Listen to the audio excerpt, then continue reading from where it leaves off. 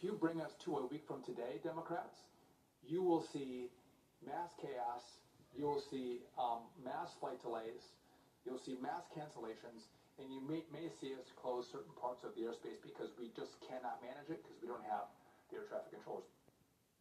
And that's just one way that the shutdown is, having real-world impacts, but it is one that, many of us, Joe among us, can attest to that it touches people all over the country and reminds them we are in a government shutdown and it matters. Alice, one of the other things just like that that's impacting so many Americans is this uncertainty for millions who rely on federal food assistance.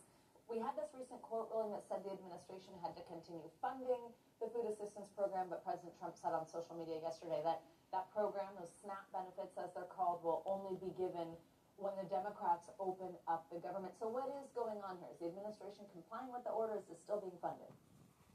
They are, according to White House Press Secretary Caroline Leavitt, who said the administration is getting payments out the door as quickly as possible. She said the president's post was referring to future SNAP payments.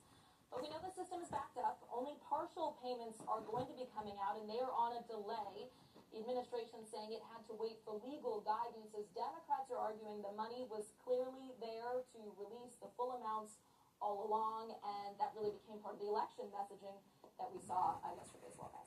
All right, Alice, thank you so much. Let's get you some weather now. Heavy rain continues to soak the northwest with no sign of letting up anytime soon. Let's get a check with your Morning News Now forecast. Meteorologist Angie Lassman joins us. Angie, good morning. Hi, guys. Good morning. We've got, of course, that really active pattern that's kind of been setting up over the past couple of days for folks across the Pacific Northwest. And we've also got a clipper system that we're watching kind of quickly move across parts of the Midwest and then eventually into the Northeast. But let's start out west. You can see all of that heavy rain. We've got an atmospheric river developing in some spots, really stretching from California up the coast, are looking at an extreme level of that. So that means that additional heavy rain. We've also got some really strong winds, not just for folks across the east, but for the west as well. Notice those alerts there include Medford, San Francisco, and they're totaling up to 11 million people. Wind gusts there, 30, 40, 50 miles per hour. And of course, as you go higher into those elevations, you'll see those higher numbers too.